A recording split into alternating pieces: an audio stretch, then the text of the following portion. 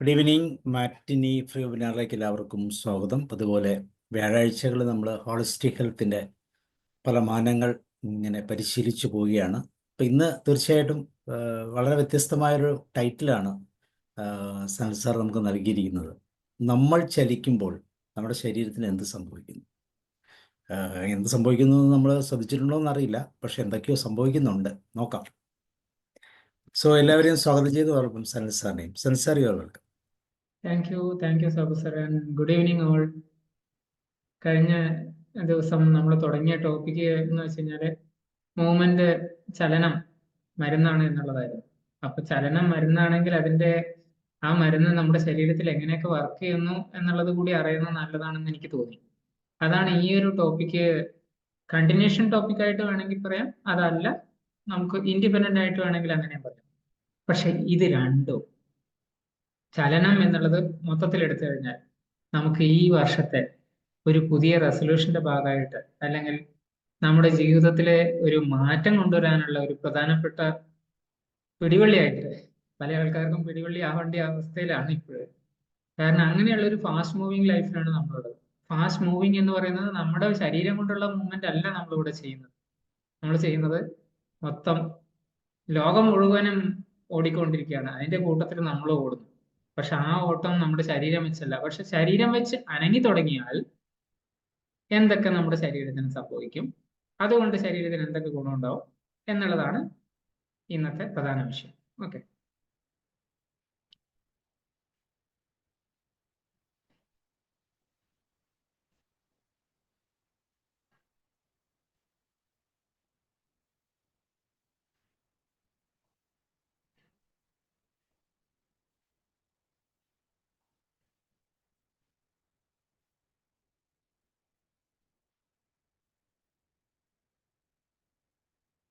Okay, ഇത് slide കാണാമല്ലോ അല്ലേ? ഓക്കെ. സോ നമ്മൾ കഴിഞ്ഞ ദിവസം എടുത്ത ടോപ്പിക്ക് മൂവ്മെന്റ് ഈസ് മെഡിസിൻ എന്നുള്ളതായിരുന്നു. സിറ്റിംഗ് അഥവാ കുറെ നേരം ഇരിക്കുന്നത് നമുക്ക് ഇന്നത്തെ ഒരു പുതിയ പുകവലിയായിട്ട് കൂട്ടാം എന്നുള്ളതുമാണ്. പുകവലി സാധാരണഗതിയിൽ ആരോഗ്യത്തിന് വളരെ ഹാനികരം എന്നാണ് പറയാറ്. എന്നാൽ വളരെ കോമൺ ആയിട്ട് ഒരുപാട് പേര് ഉപയോഗിച്ചുകൊണ്ടിരുന്ന ഒരു സാധനമാണ്. ഇപ്പൊ അത് കുറെ കുറഞ്ഞിട്ടുണ്ട്. പക്ഷെ ഈ പുതിയ പുകവലി എന്ന് ഉദ്ദേശിക്കുന്നത് നമ്മുടെ ഇരുത്തത്തിനായിരുന്നു. അതിൽ തന്നെ നമ്മൾ കണ്ട ഒരു പ്രധാനപ്പെട്ട കാര്യം, ആക്റ്റീവ്ലി സെഡൻഡറി ആയിട്ടുള്ള ലൈഫ് എങ്ങനെയാണ് ആൾക്കാർ ജീവിക്കുന്നത്. 1 മണിക്കൂറോളം വളരെ ഞാൻ ജിമ്മിൽ പോയി എക്സസൈസ് ചെയ്തു, അല്ലെങ്കിൽ ഞാൻ ഓടിയിട്ട് വന്നു. പിന്നെയുള്ള 23 മണിക്കൂറും, അല്ലെങ്കിൽ വേണ്ട ഒരു 12 മണിക്കൂറും പൂർണ്ണമായിട്ടും ഒറ്റ ഇരുത്തത്തിലാണ് കഴിയുന്നത്. അതൊരു പക്ഷെ ടി വിയുടെ മുന്നിലാവാം, അല്ലെങ്കിൽ കമ്പ്യൂട്ടറിന് മുന്നിലാവാം, സംതിങ്. അത് നമ്മുടെ ശരീരത്തിനെ വളരെ മോശമായിട്ട് ബാധിക്കുന്നുണ്ട്. അതിനൊരു ഒരു പേര് അല്ലെങ്കിൽ ഒരു പാറ്റേൺ കൊണ്ടുവന്നിരിക്കുന്നതാണ് ആക്റ്റീവ്ലി സെഡൻഡറി ലൈഫ് എന്നുള്ളതാണ്. പിന്നെ ഒരു കാര്യം നമ്മൾ ഡിസ്കസ് ചെയ്തിട്ടുണ്ടായിരുന്ന അഡാപ്റ്റേഷൻ എന്നുള്ളത്. അഡാപ്റ്റേഷൻ എന്ന് പറഞ്ഞു കഴിഞ്ഞാൽ നമ്മുടെ ബോഡി മിനിമം എനർജി ഉപയോഗിച്ചിട്ട് ആ വർക്ക് കംപ്ലീറ്റ് ചെയ്യാൻ വേണ്ടി ശ്രമിക്കും. അല്ലെങ്കിൽ നമ്മുടെ ശരീരത്തിന്റെ ഇപ്പൊ പോസ്ചർ, ഏറ്റവും മിനിമം എനർജി ഉപയോഗിച്ചിട്ട് ആ പോസ്ചർ മെയിൻറ്റെയിൻ ചെയ്യാൻ നോക്കും. അപ്പൊ ശരീരം എനർജി കൺസർവ് ചെയ്യാന്ന് പറഞ്ഞു കഴിഞ്ഞാൽ എന്താ, അത് ശരീരം ഒരുപക്ഷെ ഫാറ്റിലേക്ക് കൺവേർട്ട് ചെയ്യുന്നുണ്ടോ അല്ലെ? അങ്ങനെ ഫാറ്റിലേക്ക് കൺവേർട്ട് ചെയ്ത് കഴിഞ്ഞാൽ നമ്മുടെ ശരീരത്തിന് അതുകൊണ്ട് ദോഷം ഒരുപാടുണ്ട്. അപ്പോ ലിറ്ററലി നമ്മുടെ ബോഡിയുടെ ആ ഷേപ്പ് ഇന്ന് ഉണ്ടായിരിക്കുന്നത് നമ്മുടെ മൂവ്മെന്റ് പാറ്റേൺ കൂടി വെച്ചിട്ടാണ്. നമ്മുടെ ജീൻസും നമ്മുടെ ഈ മനുഷ്യനാവാനുള്ള മറ്റ് പല കപ്പാസിറ്റികളും മാത്രം വെച്ചിട്ടല്ല, നമ്മുടെ മൂവ്മെന്റ് കൂടി നമ്മുടെ ബോഡിയെ ഷേപ്പ് ചെയ്യുന്നുണ്ട്. സോ ഇതിനെന്താണ് സൊല്യൂഷൻ എന്നുള്ളതാണ് നമ്മൾ പറഞ്ഞിരുന്നത്. എല്ലാ മൂവ്മെന്റും എക്സസൈസ് ആയിട്ട് തന്നെ നമ്മൾ കണക്ക് കൂട്ടണം. അതിൽ പ്രത്യേകിച്ചും പറയുകയാണെങ്കിൽ നോൺ എക്സസൈസ് ആക്ടിവിറ്റി തെർമോജെനിസിസ് എന്ന് പറയും, നീറ്റ്. ഈ ഒരു നീറ്റിന്റെ ഇമ്പോർട്ടൻസ് കൂടി നമ്മൾ അറിയണം. അതിലും ഒരുപാട് കലോറി ബേൺ ആവുന്നുണ്ട്. അതുപോലെ തന്നെ നമ്മൾ ഡയറ്ററി സപ്ലിമെന്റ്സ് അല്ലെങ്കിൽ നമ്മുടെ ഭക്ഷണത്തിന് പോഷക സപ്ലിമെന്റ്സ് ഉപയോഗിക്കുന്നത് പോലെ തന്നെ എക്സസൈസ് അല്ലെങ്കിൽ വ്യായാമം എന്ന് പറയുന്നത് നമ്മുടെ മൂവ്മെന്റ് സപ്ലിമെന്റേഷൻ എന്നുള്ള രീതിയിൽ നമ്മൾ കണക്കാക്കേണ്ടിയിരിക്കുന്നു. ഇങ്ങനെ പോകുമ്പോഴാണ് നമ്മുടെ ശരീരത്തിന് അത് വളരെ കൂടുതൽ ഗുണം ചെയ്യുക. ഇത്രയാണ് നമ്മൾ കഴിഞ്ഞ ദിവസം ഒരു സൊല്യൂഷൻ അല്ലെങ്കിൽ നമ്മുടെ പെർസ്പെക്റ്റീവ് ചേഞ്ച് ചെയ്യുന്നതിനെ പറ്റിയിട്ടൊക്കെ സംസാരിച്ചിട്ടുണ്ടായിരുന്നത്. ഓക്കെ, അതിന്റെ നെക്സ്റ്റ് എന്താണെന്ന് വെച്ച് കഴിഞ്ഞാൽ, നമ്മൾ ആ മൂവ്മെന്റിനെ സെലക്ട് ചെയ്യണം. എങ്ങനെയുള്ള മൂവ്മെന്റ് ആണ് നമ്മുടെ ശരീരത്തിന് ആവശ്യമുള്ളത്. അതിന് വേണ്ടിയിട്ട് എന്തൊക്കെ വഴികളുണ്ടോ അതൊക്കെ നമ്മൾ കണ്ടുപിടിക്കണം എന്നാണ് ഞാൻ പറയാം. കാരണം നമ്മൾ ഇപ്പൊ കഴിഞ്ഞ ഒരു മേ ബി 20-25 വർഷമായിട്ട് നമ്മുടെ മൂവ്മെന്റിൽ ഒരുപാട് കുറവ് വന്നിട്ടുണ്ട്.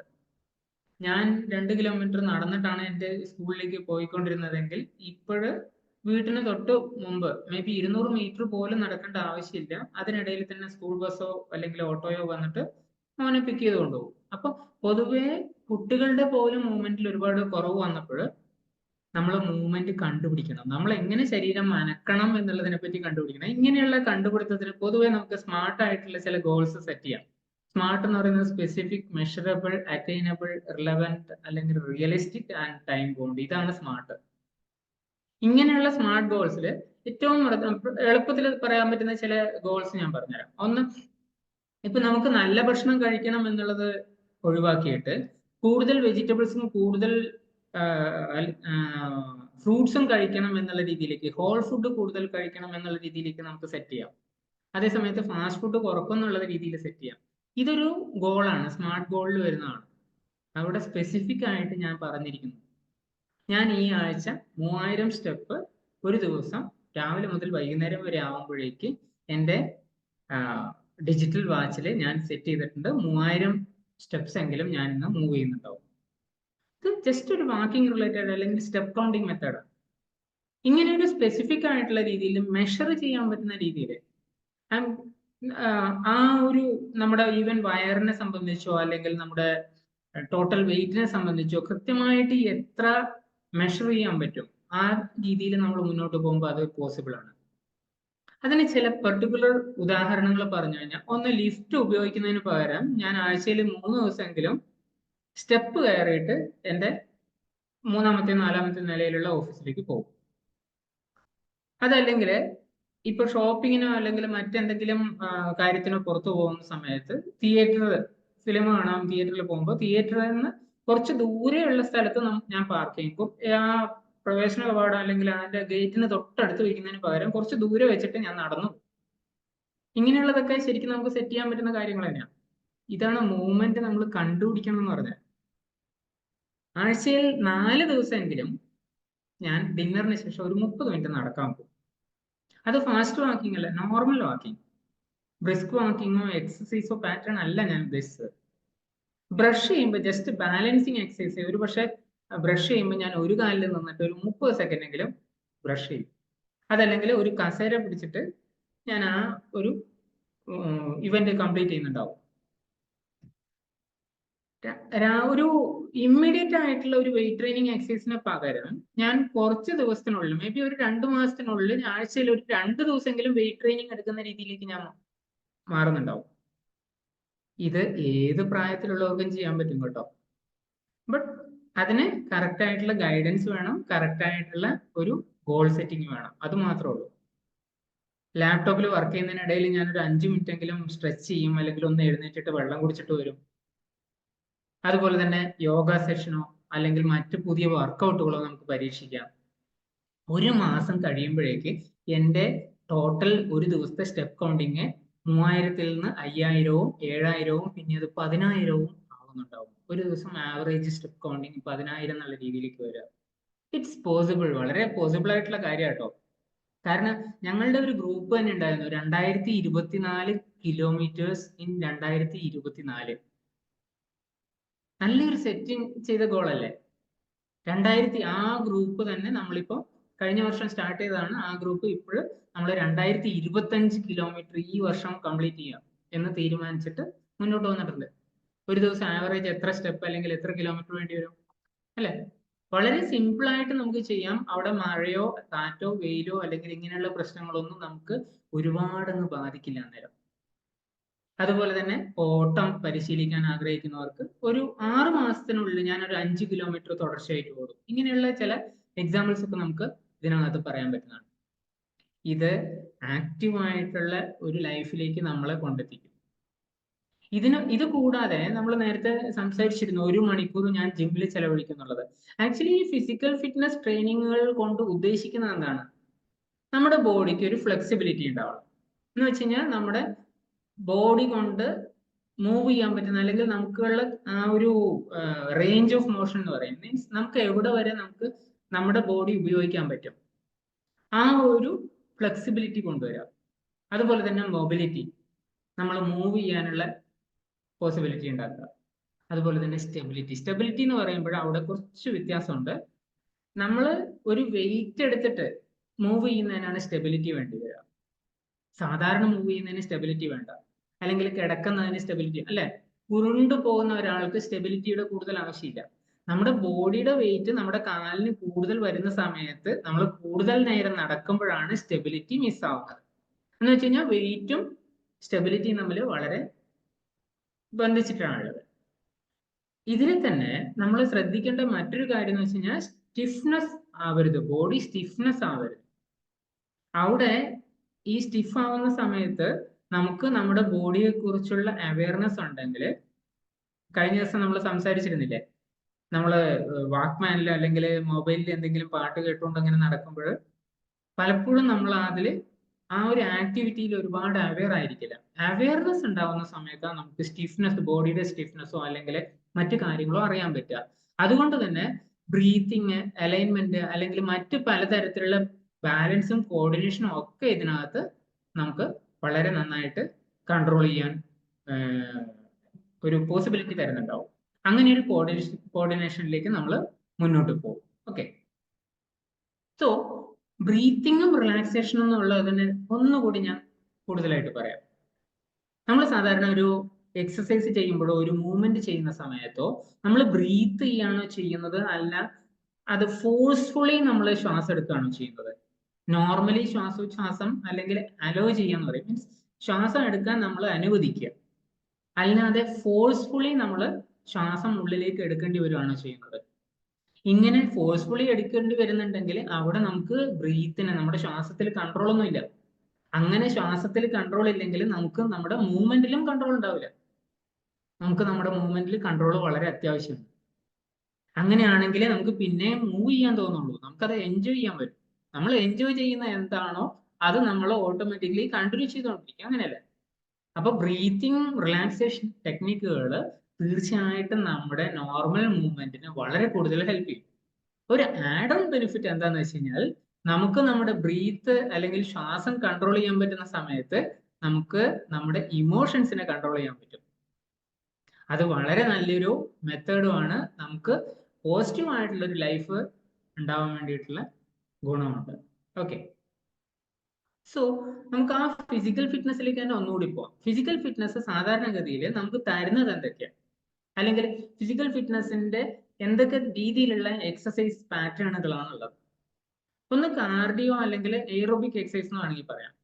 ഇത് ശരിക്കും പറഞ്ഞു കഴിഞ്ഞാൽ നമ്മുടെ വാമിംഗ് അപ്പും അതുപോലെ തന്നെ നമ്മുടെ കാർഡിയോ എൻഡുറൻസ്, മീൻസ് അത് ചെയ്യാനുള്ള, കൂടുതൽ നേരം ചെയ്യാനുള്ള, ടയേർഡ് ആവാതെ ഫാറ്റിക് ആവാതെ ചെയ്യാനുള്ള ഒരു കപ്പാസിറ്റി ഒക്കെയാണ് പറയുന്നത്.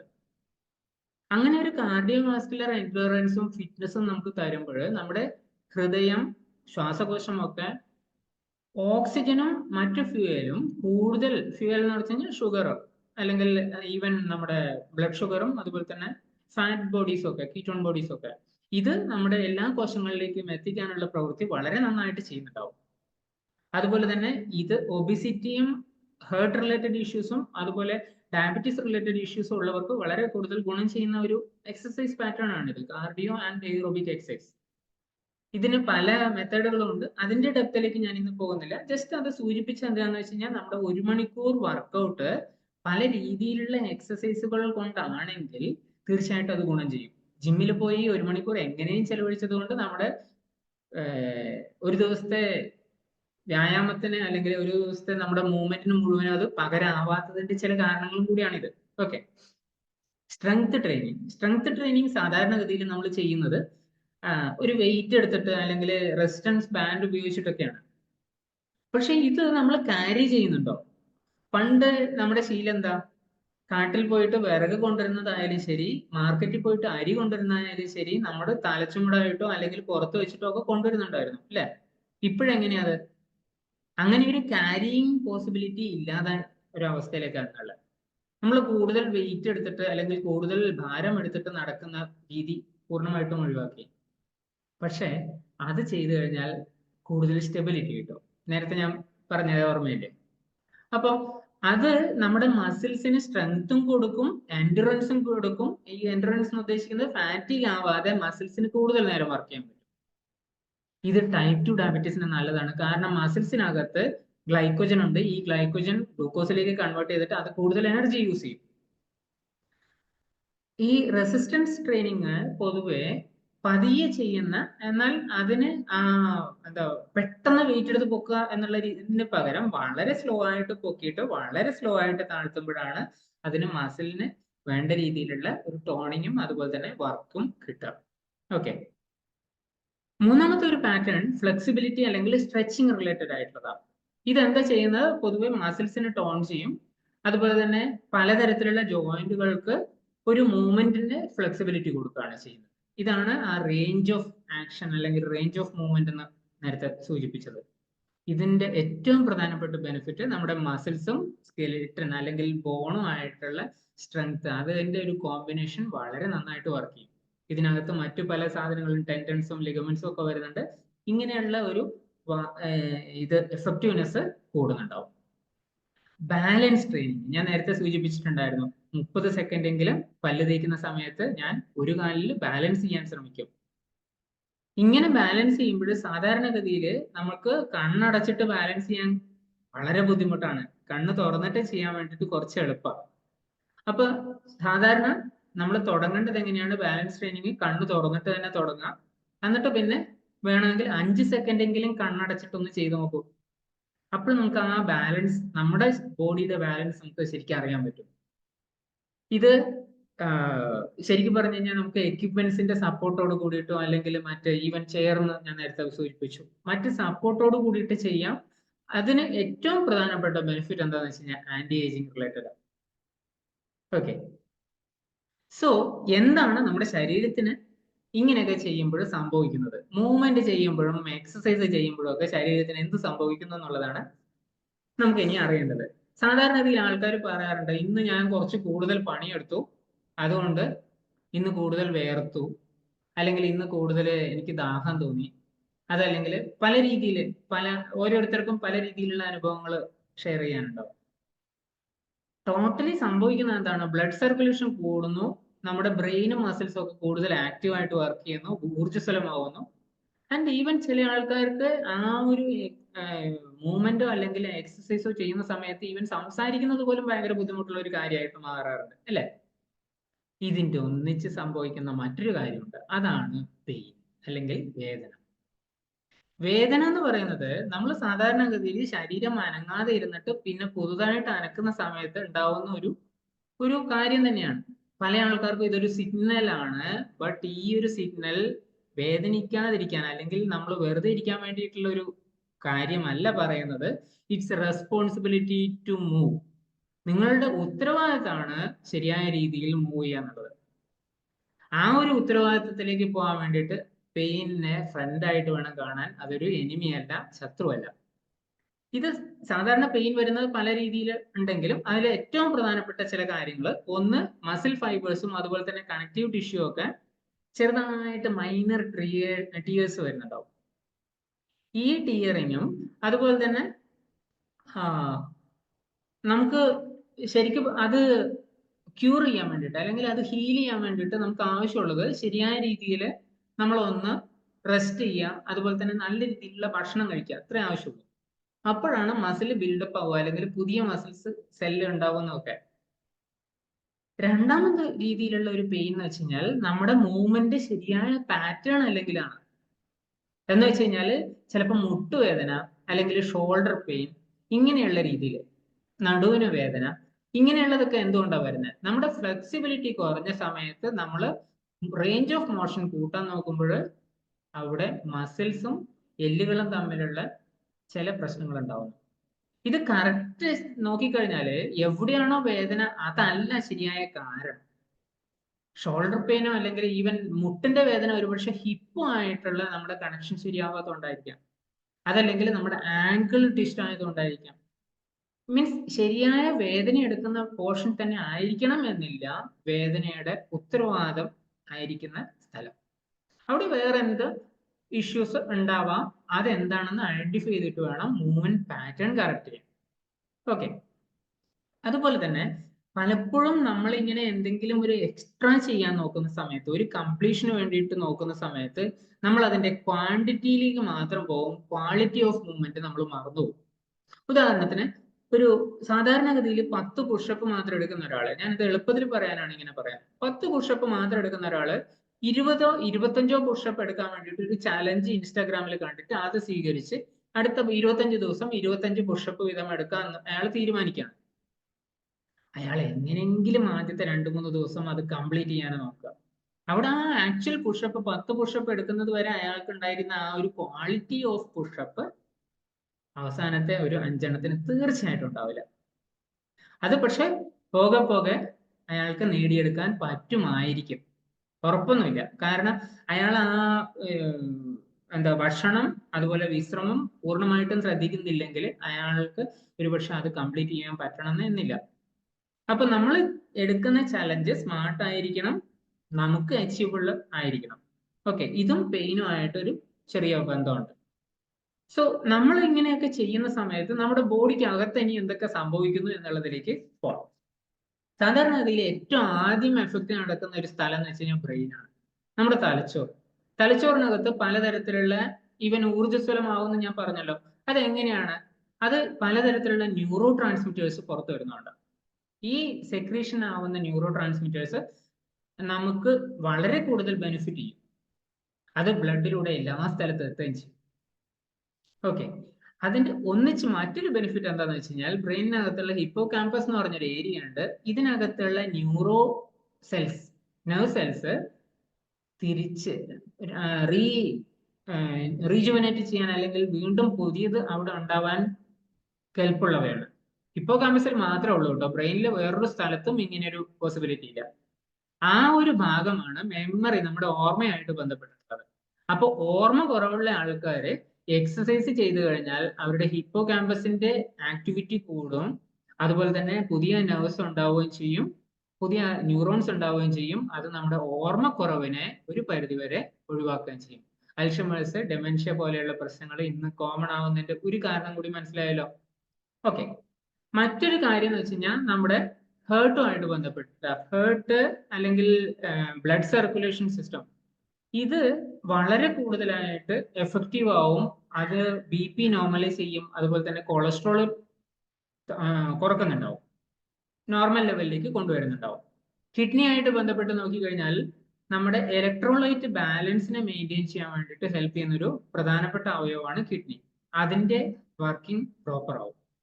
അതുപോലെ തന്നെ ലങ്സ്, നമ്മുടെ ശ്വാസം, നമ്മൾ ഓക്സിജൻ അല്ലെങ്കിൽ ശ്വാസം ഉള്ളിലേക്ക് എടുക്കുന്നതിന്റെ അളവ് കൂടും അല്ലെ? ഈ അളവ് കൂടുന്നത് കൊണ്ട് തന്നെ ഓട്ടോമാറ്റിക്കലി ശ്വാസകോശത്തിന്റെ കപ്പാസിറ്റി കൂടും, അതിന്റെ ഫങ്ഷൻ വളരെ ബെറ്റർ ആവും. ഈവൻ ചില വ്യായാമ മുറകളിൽ 15 ടൈംസ് വരെ നമ്മുടെ എയർ ഇൻടേക്ക് കൂടും. അപ്പൊ അത് നമ്മുടെ ഡയഫ്രത്തിന്റെ അല്ലെങ്കിൽ ആ ഭാഗത്തൊക്കെയുള്ള മസിൽസിനെ കൂടുതൽ ബെറ്റർ ആക്കുന്നുണ്ടാവും. ഇത് ജസ്റ്റ് ഒരു വെറുതെ അങ്ങ് പ്രവർത്തിക്കുന്നതല്ലല്ലോ, പല മസിലുകളും കൂടിയിട്ടാണ് ഈ കാര്യങ്ങളൊക്കെ നടത്തുന്നത്. ഓക്കെ, മറ്റൊന്ന് സ്കിന്നാണ്. നമ്മുടെ വിയർപ്പ് ഗ്രന്ഥികളുള്ള സ്ഥലം സ്കിന്നാണ്. ഒരു മണിക്കൂറിൽ 1 ലിറ്ററിലും മുകളിൽ വിയർപ്പ് പുറപ്പെടുവിക്കാൻ കഴിയുന്നവയാണ് നമ്മുടെ ശ്വേതഗ്രന്ഥികൾ.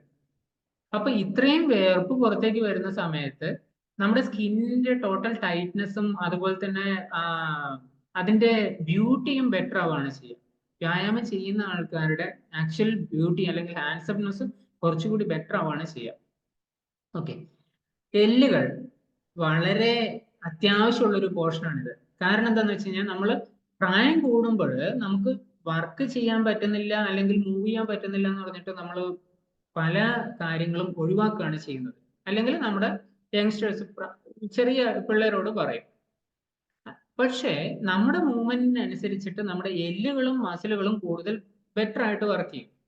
പ്രത്യേകിച്ച് എല്ലുകൾക്കുള്ളിൽ ഉള്ള ഓസ്റ്റിയോപൊറോസിസ് പോലെയുള്ള പ്രശ്നങ്ങൾ വരാതിരിക്കാൻ അവിടെ മിനറലൈസേഷൻ നടക്കും. ഇതൊക്കെ ഒരു സിംഗിൾ ഡേയിൽ നടക്കുന്നതല്ല, ഞാൻ അതിലേക്ക് വരാം. ബട്ട് ഇതൊരു എല്ലുകളുടെ ആരോഗ്യത്തിനും മസിലും എല്ലും തമ്മിലുള്ള ഒരു കണക്ഷനും ജോയിന്റ്സിനും ഒക്കെ വളരെ എഫക്റ്റീവ് ആണ് എന്നുള്ളത് മനസ്സിലാക്കുക. ഡൈജഷൻ തീർച്ചയായിട്ടും ബെറ്റർ ആവുന്നുണ്ടാവും. അതുകൊണ്ട് തന്നെ നമുക്ക് സാധാരണ അനങ്ങാതിരുന്ന് അല്ലെങ്കിൽ വെറും ഭക്ഷണം മാത്രം കഴിക്കുന്ന ഒരു ശരീരത്തിൽ അവരുടെ ഡൈജഷനുമായിട്ട് ബന്ധപ്പെട്ടിട്ട് ഒത്തിരി ഇഷ്യൂസ് ഉണ്ടാവും. ബെഡ് റിഡൻ പേഷ്യൻസിനൊക്കെ ഇതൊരു പൊതുവെ ഉണ്ടാവാറുണ്ട്. അപ്പൊ അവിടെ നമുക്കൊരു എഫക്റ്റീവ്നെസ് കിട്ടും. മൊത്തത്തിൽ പറഞ്ഞു കഴിഞ്ഞാൽ നമ്മുടെ ഈവൻ റീപ്രൊഡക്റ്റീവ് സിസ്റ്റം ഒക്കെ വളരെ ബെറ്റർ ആവുന്നുണ്ടാവും, ഇമ്മ്യൂൺ സിസ്റ്റം ബെറ്റർ ആവുന്നുണ്ടാവും. കാരണം എന്താ, ബ്ലഡിന്റെ എഫക്റ്റീവ്നെസ് കൂടുന്നുണ്ട്. റീപ്രൊഡക്റ്റീവ് സിസ്റ്റം നമ്മുടെ ശരീരത്തിലെ മൊത്തത്തിലുള്ള ഹോർമോണുകളുമായിട്ട് ബന്ധപ്പെട്ടിട്ട് നോക്കുമ്പോൾ ഒരു ഹോർമോൺ ബാലൻസ് കൊണ്ടുവരും. അത് ഇൻസുലിൻ ആയിക്കോട്ടെ, അല്ലെങ്കിൽ ഗ്രലിൻ, ലെപ്റ്റിൻ പോലെയുള്ളവയായിക്കോട്ടെ, ഈവൻ TSH പോലെയുള്ള ഹോർമോൺ, T3, T4, TSH പോലെയുള്ള ഹോർമോണുകളായിക്കോട്ടെ, ഈവൻ ഈസ്ട്രജനോ അല്ലെങ്കിൽ ടെസ്റ്റോസ്റ്റെറോണോ പോലെയുള്ള ഹോർമോണുകൾ, ഇതിന്റെയൊക്കെ ഒരു ബാലൻസ് വരുമ്പോൾ തന്നെ ശരീരത്തിന്റെ ഫങ്ഷൻ വളരെ എഫക്റ്റീവ് ആയിട്ട് നടക്കുന്നുണ്ടാവും. സോ ആഫ്റ്റർ ഓൾ നമ്മുടെ ശരീരം എന്ന് പറയുന്നത് ഒരു BMI ചാർട്ടിൽ ബോഡി മാസ് ഇൻഡെക്സ് മാത്രം നോക്കിയിട്ട് തീരുമാനിക്കേണ്ട ഒന്നല്ല. നമ്മുടെ ശരീരത്തിൽ ബോഡി കമ്പോസിഷൻ, എത്ര മസിൽ ഉണ്ട്, എത്ര ഫാറ്റ് ഉണ്ട്, എത്ര വെള്ളമുണ്ട്, എത്ര എല്ലുകളുടെ വെയിറ്റ് ഉണ്ട്, ഇതൊക്കെ നമുക്ക് വേണമെങ്കിൽ അനലൈസ് ചെയ്യാൻ പറ്റും.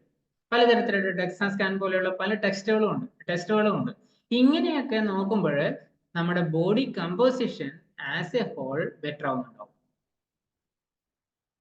സോ കൂടുതൽ കാലം നമ്മൾ നമ്മുടെ ചലനത്തിൽ നിൽക്കുമ്പോൾ നമുക്ക് എന്തൊക്കെ എഫക്റ്റ് ഉണ്ടാവും? ഫസ്റ്റ് ഡേ തന്നെയുള്ള എഫക്റ്റ് നോക്കിക്കഴിഞ്ഞാൽ വളരെ രസമാണ്. അതില് നമുക്ക് ഒരു മൊത്തത്തിലൊരു എനർജി തോന്നും. ഈ എനർജി തോന്നുന്നത് കൊണ്ട് തന്നെ നമ്മുടെ ശരീരത്തില് അല്ലെങ്കിൽ ഈവൻ നമ്മൾ കണ്ണാടിയൊക്കെ നോക്കുമ്പോൾ നമുക്ക് തോന്നും, ഓ ഇന്ന് വളരെ നന്നായിട്ടുണ്ടല്ലോ, ഞാൻ കുറച്ച് നല്ലോണം പണിയെടുത്തല്ലോ, എനിക്ക് ഇത്രയെല്ലാം പറ്റുമല്ലോ, അല്ലെ? അങ്ങനെ ഒരു തോന്നൽ നമുക്ക് വരുമ്പോൾ അതിൽ ബ്രെയിൻ വർക്ക് ചെയ്യുന്നുണ്ട്, even blood and circulatory system നന്നായിട്ട് വർക്ക് ചെയ്യുന്നുണ്ട്. അതുകൊണ്ട് അങ്ങനെ തോന്നുന്നത്. ഓക്കെ, സോ നമ്മുടെ ബോഡി മൊത്തത്തില് ഒരു അഴിച്ചുപണി നടത്താൻ വേണ്ടിയിട്ട് റെഡിയാവും. അഴിച്ചുപണി എന്ന് ഉദ്ദേശിക്കുന്നത് ഇയാള് പുതിയ റെസല്യൂഷൻ ഒക്കെ എടുത്തതാണ്, അതുകൊണ്ട് തന്നെ ഇയാളുടെ ശരീരത്തിന് ഇനി കൂടുതൽ ആക്ടിവിറ്റി ആവശ്യമാണ്, അതുകൊണ്ട് ഞാനൊന്ന് റെഡി ആവട്ടെ എന്ന് പറയുന്ന രീതിയിലേക്ക് അത് വരും. ഒരാഴ്ചയോളം നമ്മൾ ഈ ഒരു ആക്ടിവിറ്റി പാറ്റേണിൽ അല്ലെങ്കിൽ മൂവ്മെന്റ് പാറ്റേണിൽ നിൽക്കുമ്പോൾ പ്രധാനപ്പെട്ട ഗുണം എന്ന് വെച്ച് കഴിഞ്ഞാൽ സെല്ലുകൾക്കാണ്. എല്ലാ കോശങ്ങളിലും പവർ ഹൗസ് മൈറ്റോകോൺട്രിയാണ്. ഈ മൈറ്റോകോൺട്രിയ കൂടുതൽ എനർജി ഉപയോഗിക്കാൻ തുടങ്ങും.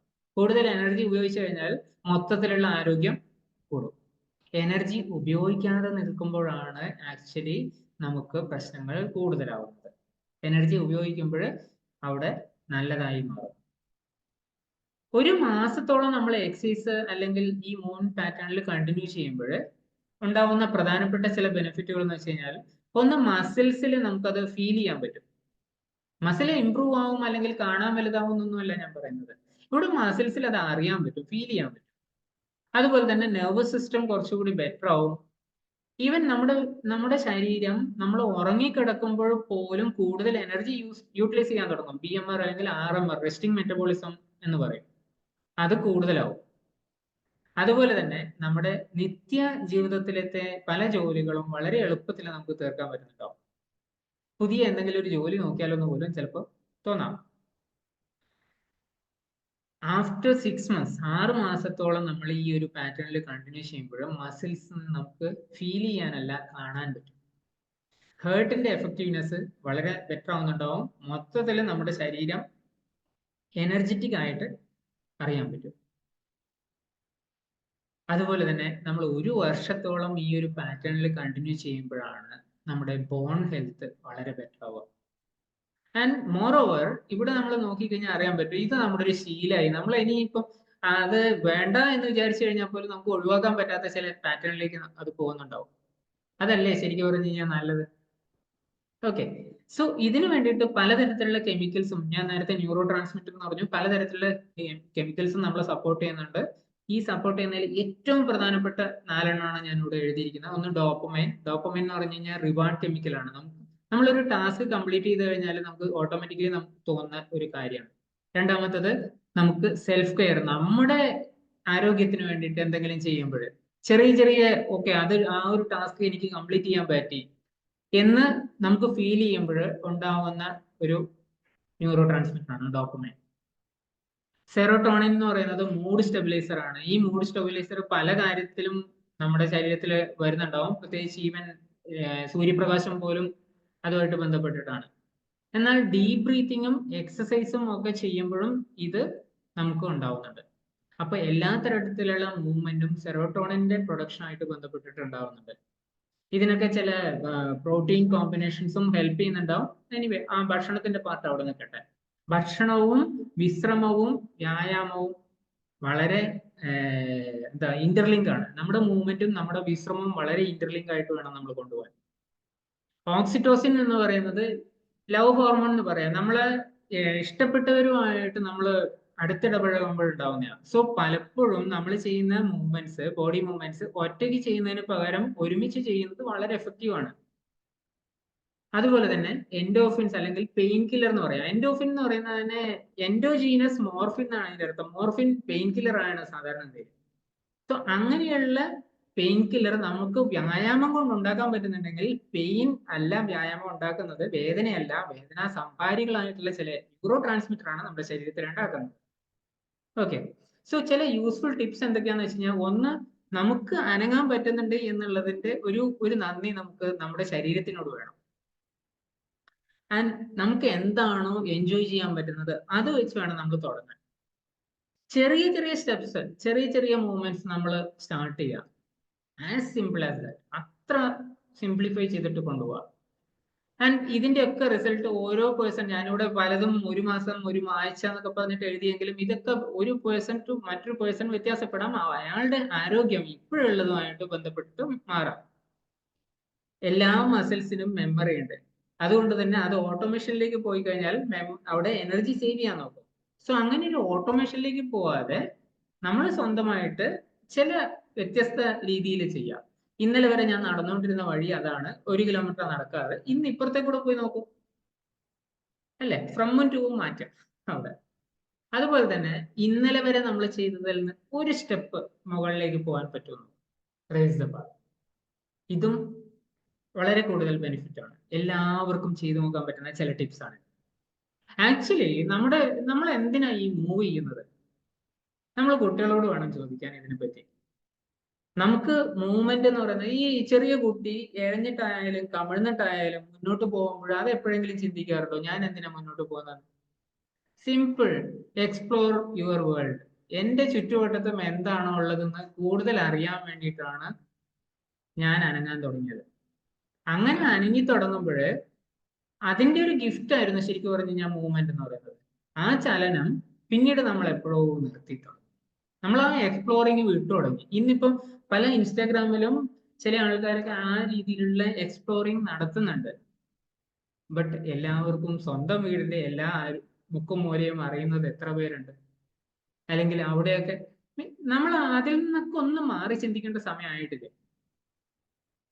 പണ്ട് പ്രകൃതിയിൽ നമ്മൾ അനങ്ങുന്ന സമയത്ത് നമ്മൾ ഒരിക്കലും ചിന്തിച്ചിരുന്നില്ല, അവിടെ പ്രാക്ടീസോ നമ്മുടെ ഒരു കോൺഷ്യസ് മൈൻഡോ അവിടെ ആവശ്യം ഉണ്ടായിരുന്നില്ല. We do whatever we like. നമ്മൾ അതിൽ നിന്ന് സന്തോഷം ഉണ്ടാവുമായിരുന്നു. The goal of every movement is happiness. പണ്ടും അങ്ങനെയായിരുന്നു, ഇന്നും അങ്ങനെ ആവണം. ഓക്കെ, സോ കുട്ടികളെ സംബന്ധിച്ച് മൂവ്മെന്റ് അല്ലെങ്കിൽ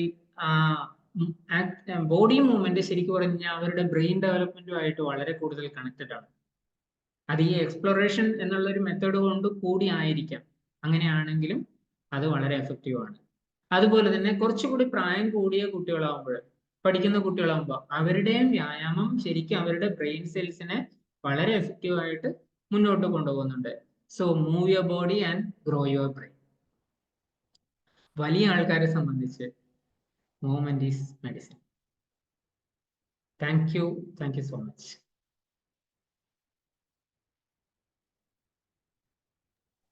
താങ്ക് യു സാർ. തീർച്ചയായിട്ടും ഹാപ്പിനെസ് എന്ന് പറയുന്ന എൻറ്റിറ്റിയിലേക്ക് നമ്മൾ അവസാനം എത്തി. നമ്മളെ മൂമെൻറ്റ്സ് എല്ലാം നമ്മൾ അറിഞ്ഞോ അറിയാതെ ഒരു ഹാപ്പിനെസ്സിൻ്റെ പാറ്റേണിലാണ്. അതിൻ്റെ കൂടെ ഈ പറയുന്ന ക്രിയാത്മകമായ ചില കാര്യങ്ങളും കൂടെ സംഭവിക്കുന്നുണ്ട്. അത് തീർച്ചയായിട്ടും ആ പറയുന്ന ഹാപ്പിനെസ്സിൻ്റെ കമ്പോണൻസിലേക്ക് നമ്മളെ എത്തിക്കാൻ വേണ്ടി തന്നെയാണ്. So thank you very much. നമുക്ക് ഡിസ്കഷൻ പോകാം. മോഹൻദാസ് സാർ സ്റ്റാർട്ട് ചെയ്യൂ.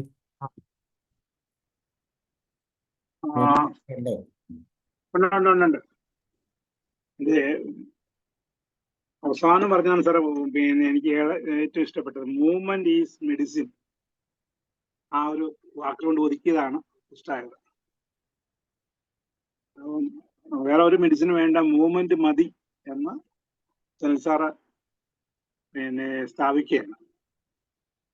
മാത്രമല്ല, ഈവൻ എ സ്മോൾ മൂവ്മെന്റ്, ചെറിയ ചെറിയ ചലനങ്ങൾ പോലും പിന്നെ ഉണ്ടാകുന്ന ഒരു വലിയൊരു മാറ്റത്തിന്റെ തുടക്കമാണെന്നുള്ളത് ഒരു പ്രകൃതി നിയമമാണ്.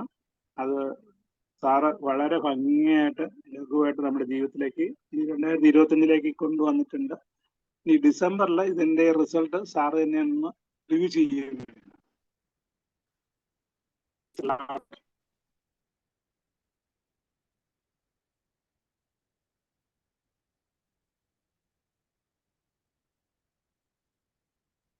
Thank you sir.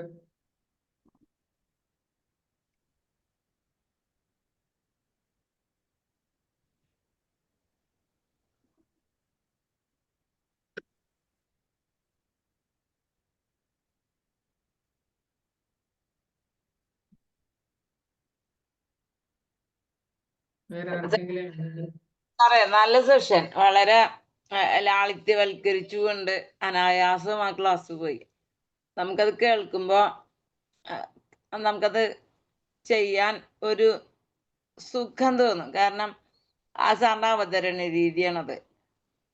ആ ലാസ്റ്റ് പഞ്ച് കൊണ്ട് നിർത്തിയത് തന്നെ അങ്ങനെ തന്നെയാണ്. കാരണം എക്സസൈസ് ആണ്, നമ്മളെ ഹാപ്പിനെസ് ആണ്, ലൈഫിന്റെ ഒരു ഭാഗമാണ്. അത് വേറിട്ട് നിൽക്കുമ്പോഴാണ് നമുക്ക് പ്രയാസം തോന്നുന്നുള്ളത്.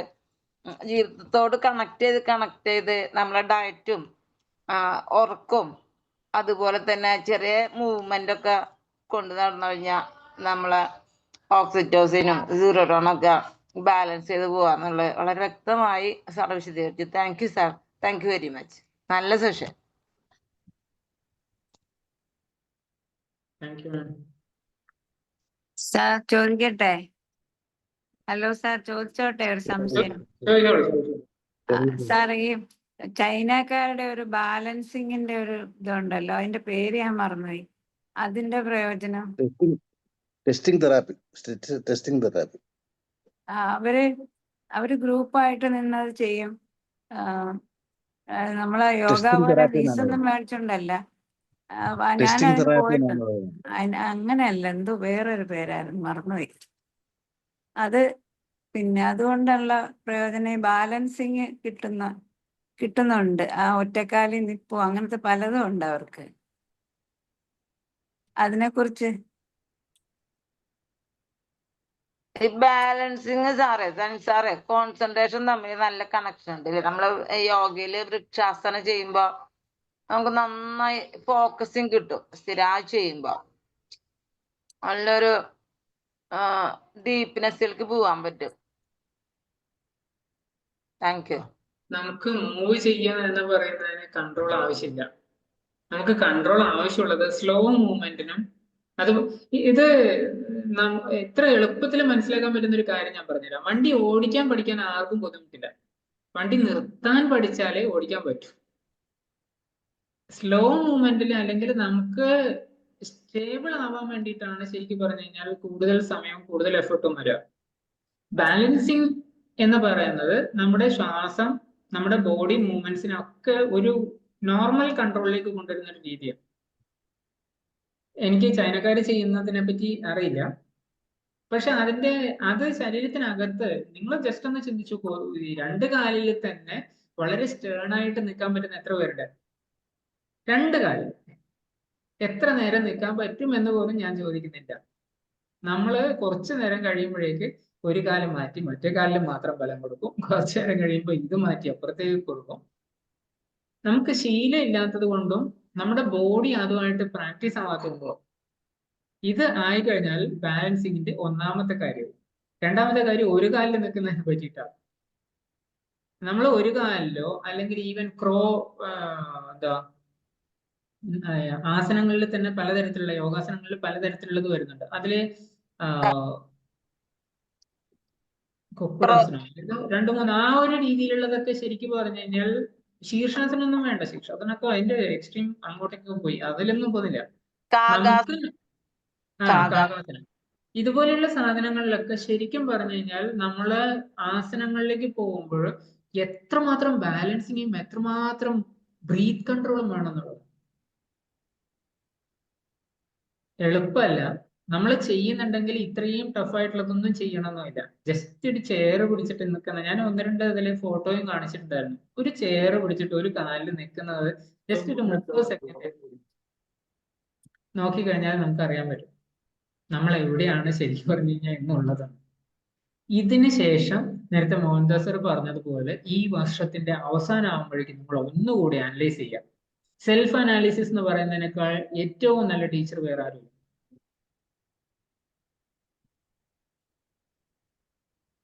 Exactly, sir. Good evening, sir. Good evening. Good evening. Sir, exercise is like movement supplementation. അതാണ് സാറ് ഒരു സ്റ്റാർട്ട് ചെയ്തത്.